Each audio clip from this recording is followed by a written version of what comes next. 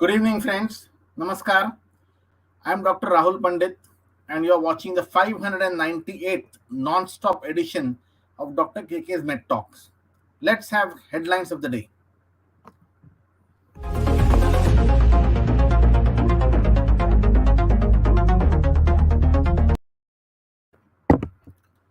For the second consecutive day, the number of daily cases has remained below 10,000. As per the Ministry Health data, India recorded 6,915 new cases in the last 24 hours. India's accumulated COVID-19 vaccination coverage has crossed a whopping 177.70 crores. More than 18 lakh doses were administered in the last 24 hours, and more than 2 crore precautionary doses have been administered until now. More than 34,000 cases were reported on Monday in Hong Kong, which is in the midst of the fifth wave of coronavirus. The Serum Institute of India has applied for permission for the phase 3 trial of Covovax vaccine as a booster dose for adults. Japan will now allow 5,000 new entrants every day in the country. Currently, 3,500 people are allowed to enter the country. The 5,000 will include Japanese nationals returning to the country. With this, let's go to the topic of the day, which is COVID-19, protecting the planet. And I would like to introduce and bring across my very, very dear friend, elder brother, my mentor, Dr. Shashank Joshi. Dr. Joshi, sir, he is traveling and he has been very kind enough to actually join us while he's traveling. I welcome you, Professor Joshi, renowned endocrinologist, very well published, a Padma awardee, and most importantly, a very, very kind human being and a good doctor.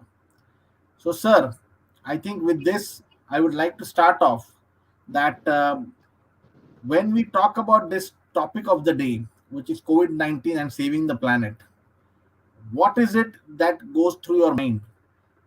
In the planet, there are still a couple of countries. We just talked about Hong Kong, which is going through its fifth wave. Where are we heading in the bigger picture, in the scheme of things, when we think beyond the borders of our country? So, thank you, Dr. Pandit. First of all, let me introduce my brother, Dr. Rahul Pandit. He's a world famous critical care specialist, physician, and intensivist par excellence. He has just returned from Australia. He is a visiting faculty in Australia, and he is the chief of critical care in the Fortis group of hospitals, predominantly in Mumbai. He has been on the national and state task force in COVID-19. He has pioneered the movement of tele-intensive care and was a pioneer in oxygen therapy, oxygen audit, and various clinical critical care protocols which were laid down in COVID-19 management, which are used worldwide. So, Rahulji, your question is a very good question. Today's topic is, we are in, as they call in Sanskrit, today is a Mahashivratri, and we are in Vasudevam Kutumbam, which means we are in a single world, single planet. So, on this planet Earth, are we safe? Can we say that COVID is over just because the third wave in India is over? As you rightfully said, that the fifth wave is ongoing in Hong Kong. So there are three things. First thing is, every human being on planet Earth should be vaccinated at least with 1 or 2 doses of the vaccine. Till we don't achieve that, we cannot say COVID is over. Second thing is that we will have to follow some degree of COVID appropriate behavior and COVID protocols worldwide. Whether it is masking indoors when you are in a crowded and clustered environment, whether you are unmasking in a public space which is again crowded, clustered, or a closed space, or whether it is ensuring that we follow some degree of sanitation. Now, the only concern is that the initial variant was the ancestral strain or the Wuhan-based strain. Then came the alpha, beta, gamma, and delta strain. And delta became a predominant strain till it got wiped out predominantly by the Omicron strain. Are there new variants of concern? We don't know. Just as we talked yesterday, from the Canadian genomic surveillance, in the wild deers, they found Yes, sir, not we can something, hear you. probably we don't know whether it's a contaminant or a real mutation, but we now know that we are learning more and more on the origins of the virus. And as we are learning more and more on the origins of the virus, we know that from the animals it jumped to the human beings. So if there is a zoonotic outbreak in a new mutant, which is a deadly mutant in wild deers in Canada, Ottawa, we could again be in trouble. But this is not to fear or panic anybody at all.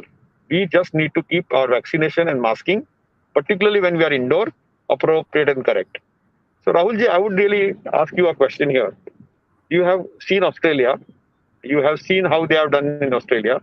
Australia, New Zealand, Japan, Hong Kong did not allow anybody to enter. They opened up their country after 1.5 years. They also have that spike. What was your journey in Australia? How have they managed COVID? And what is your view? Do you think COVID is over worldwide, or do you still feel that we'll have to be careful and cautious? So, sir, Australia had a totalitarian approach initially. The totalitarian approach was that they totally shut down their borders completely. And to the extent that in the initial 4 months, not even Australian citizens or Australian permanent residents were allowed to enter or exit. Complete shutdown of the borders. Then what they did was they started allowing a select number of people, not more than 1,000 people per day, to be brought into the country, and that was only for Australian citizens and permanent residents. And those who came into the country, they actually had to pay for a 14 days complete hotel quarantine, to the extent that they were not even allowed to exit out of the room. The food was delivered to their room, and that was approximately costing $2,200, $2,300, because they had sort of got some rates fixed up with the hotels there. What that did was it insulated Australia considerably from the first and the second wave. They did not feel the brunt of the Delta wave that much. They had few cases, I'm not saying no, but the brunt was not felt because the population was completely isolated from the world, insulated from the world. They did have some problems with their vaccination strategy. They initially got the AstraZeneca, which is our Covishield vaccine, and then in a span of 2 or 3 days, they had couple of cases with thrombosis, and they suddenly stopped their vaccination program, wanting Pfizer to then come across and give them vaccines. That sort of delayed the vaccine delivery into the country and eventually delayed their opening up of the borders as well. Once the entire population of the Australia was vaccinated at least with one vaccine, there are anti-vaxxers in Australia as well, but majority of them are willing to take the vaccine, and they have taken the vaccine. Once they actually had this kind of a population vaccinated and more than 70% of the second dose been given, they opened up the borders, and they opened up the borders very gradually. From 21st of February, they have now allowed tourists to come across as well. What they are doing right now is, because it's an educated population, even the anti-vaxxers who are there are still wearing a mask. So there is a compulsion of wearing a mask indoors. There is a recommendation of wearing a mask for outdoors. There is no compulsion about it. And when you go to a restaurant, the sitting is still at a 6 meter, at a 2 meter distance. The hotel capacity cannot be full. All those norms are being followed quite strictly, and there is a good vigilance amongst the community to do that. And the community wants it to be done that way. I went to a couple of restaurants with my friends. I was asked to wait outside, though there were empty tables and chairs inside, for our turn to come, because the tables and chairs were not supposed to be occupied, and there was no cross or reserved or anything written on that. It was just understood that you cannot sit in this chair, in this table and chair, because they are meant to be isolated out there. And once the table started to get empty, we were all allowed to go inside. I think that is the most important thing. What I feel in the whole process here is that a community awareness is so good, and the community behaves in such a way that they actually want to owe the problem and try and solve the problem. So they actually understand the problem completely, that it is our solution, it is our problem, we have to get the solution. And the solution seems to be right now social distancing and masking, and they are ready to go to any phase with that kind of an approach. So that's how the Australians sort of thought and are doing, and I think they're doing reasonable job. Whether the COVID has ended in the world or not, I think that's a very bold statement. I cannot make that statement at all. I think it has come to a point where majority of the countries where vaccination is good, they would probably not have a lot of disruption in their day-to-day life. That is what we can say definitely. But whether it has completely gone or not, I think it's a very bold statement to make. Are you there, Dr. Joshi? Your screen has just frozen off. Hello. Okay. I think what I'm going to talk about is based on the same lines. Till Professor Joshi joins back us. He seems to have some network issue. That Vasudevam Kutumbakam means one planet, one nation, one earth. I think we need to be there. He's back now again. Um, so, sir, I went through what the Australian experience is, and I don't think we can actually make a statement right now that world is free of COVID. It would be a very bold statement to make right now. My question to you, and a couple of viewers have asked that question as well. Pawan Gupta ji is asking, Krishna Kumar Mishra ji is asking, what about the fourth wave in India? In fact, Pawan Krishna Kumar ji is asking that would we have a fourth wave around June in India, which seems to be the timing which all of us have seen. But after every wave, there is a lull of 4 months, and then we get another wave.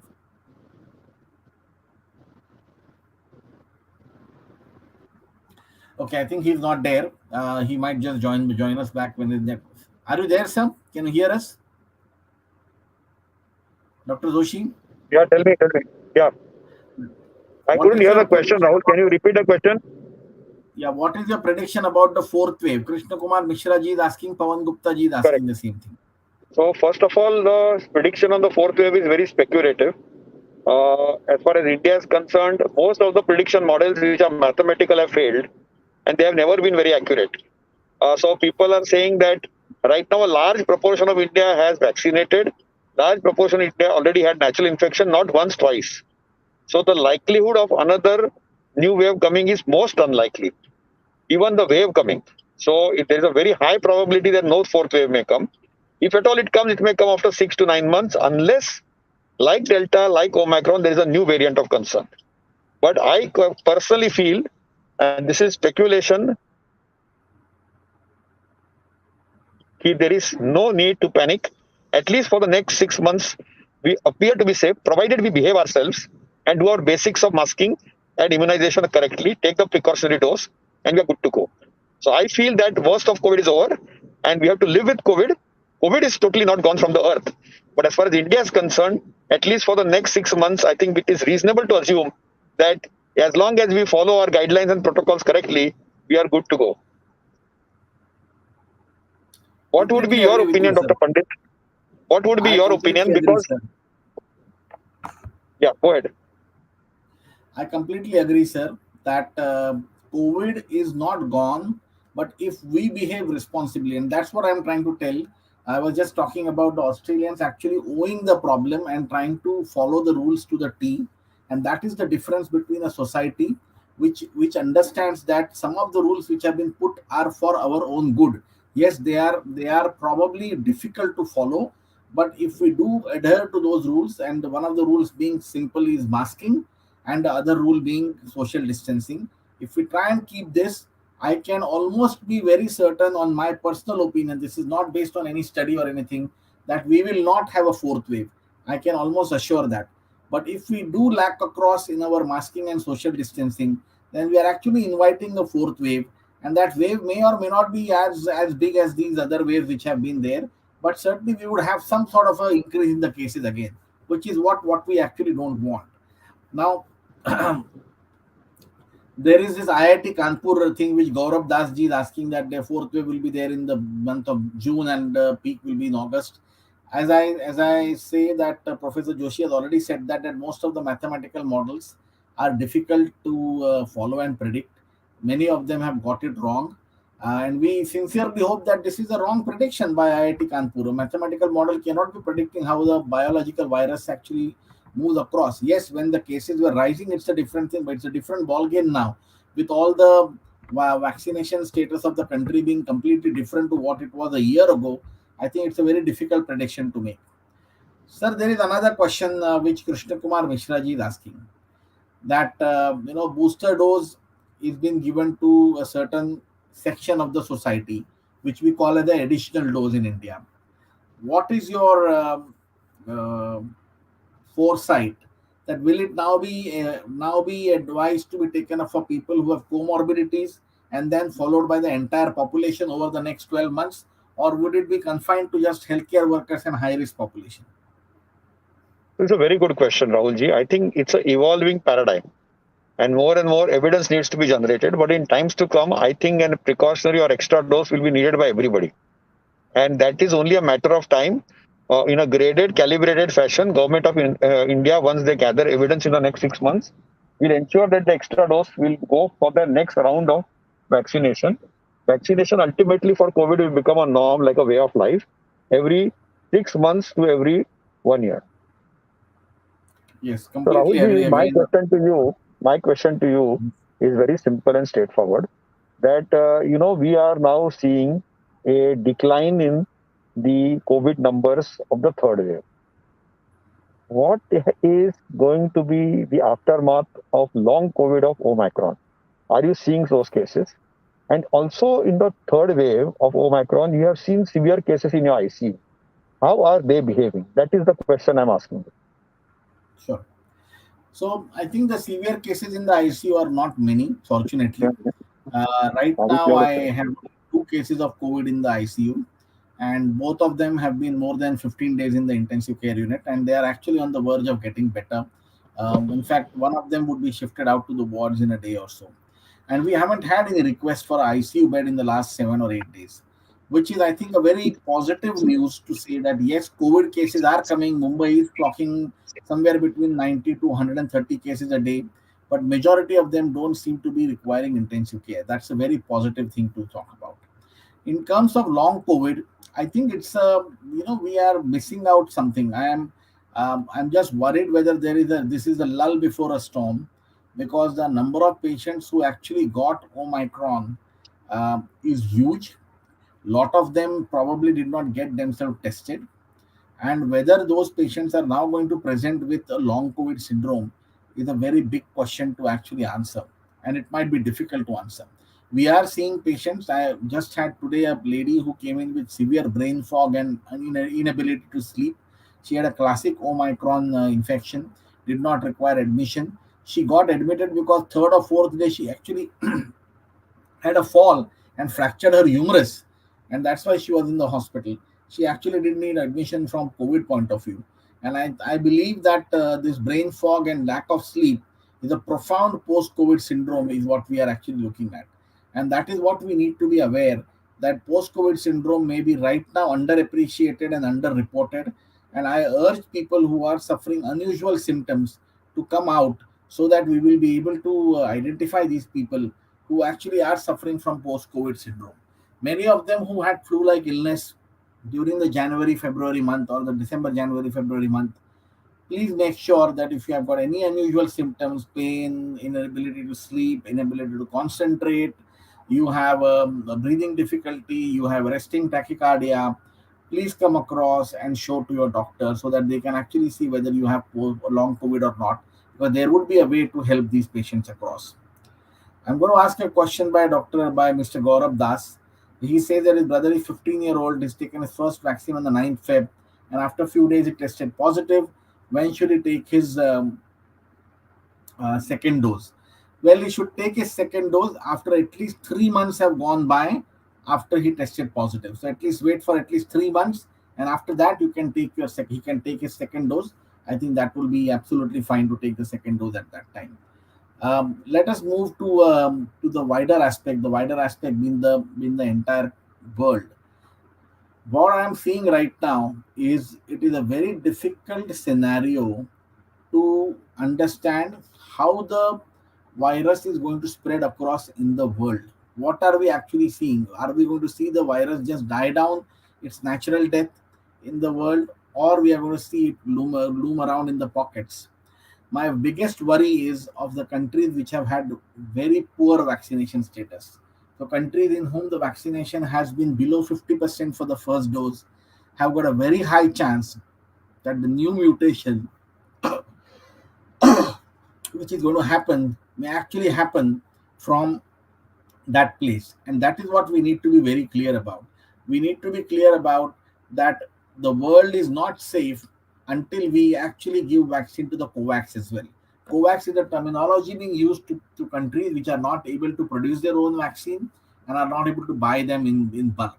and we need to be very certain that the last human being in this world also needs to be offered a vaccine. Only when all of us are offered the vaccine and are vaccinated with at least one or preferably two doses, you will see that the new mutations will not happen. You will see that you are actually not going to get any further bout of spurt of COVID somewhere in the world, which will then threaten to spread across the globe. I think these are some of the very important things which we need to know. The other thing which I would like to again emphasize upon is that we need to be aware that masking still remains the most important feature in this entire solution of how to stop COVID 19 spread. Unless and until we keep our mask on all the time, and this masking has to be, again, I'm repeating it, I've already said it on this show before, I would like to repeat it again. No matter what people say, I am very clear that the mask has to be worn at least till December 31st, 2022. If you don't wear a mask till that time, I think we will be inviting trouble by spreading the infection unknowingly ourselves. These are some of the very important aspects which we need to look for. Another thing from the global perspective is that now the world has opened up. You are seeing patients, so you are seeing people travel from one end of the globe to the other end of the globe. As I said, I recently came back from Australia. Professor Joshi recently came back from the United States. So there is a travel happening now. And I think what happens is that unlike the last pandemic, which was almost 110 years ago, where the travel across the globe was through ships, we were not getting a lot of quick spread of the virus. Now, if something happens today in a part of the world, at least hundreds of people, if not thousands, go from that part to the other part, and within 24 hours they are there in the other part of the globe trying to spread it. So what does that mean? That means that yes, we have to open up our borders. That it is the need of the hour. But if you wear a mask, you will bring down that problem to a very, very large extent in a much controllable fashion. And you will not have this rapid spread of the infection at all. Absolutely not. And I think that is what we all need to understand as global citizens, not just citizens of this country or the city, that we need to be very responsible and shoulder that responsibility of wearing the mask. And the preaching and the IEC and the talk about mask needs to be penetrated again and again into the population, because it is something which is very easy to be forgotten. I might sound that why am I actually talking so passionately about it? Because I believe that if you wear the mask, we will not have any further waves from COVID 19. And of course, the vaccination. Gaurav Dasji, I'm looking at your question. Your mom was COVID positive last month. She was a home quarantine. Now she's having daily headaches and uncomfortable feeling inside the head. She has a past minor stroke history. I would only suggest you to go and see a physician who has got some experience with post COVID. The first thing would be to make sure that those symptoms are not related to her stroke history. And if they're not related to the stroke history, then she probably has got a complication with a long COVID. Headache is another very common feature which I am seeing, and this uncomfortable feeling in the head is nothing but brain fog is what we have been describing, where people are not able to concentrate, people are not able to express out the feelings of what is happening in their head. All of those things are there. Pawan Gupta ji, you had COVID in the first week of January and became normal in 3 days. The answer is very clear. 3 months after you had your COVID tested positive, you can go and take your booster dose. With that, I think Professor Joshi, we've lost him in somewhere in the connection. I think that would be it for the day. We will be back next Tuesday with yet another edition of Jopa Show. Meanwhile, keep watching Dr. KK's Med Talks. Namaskar.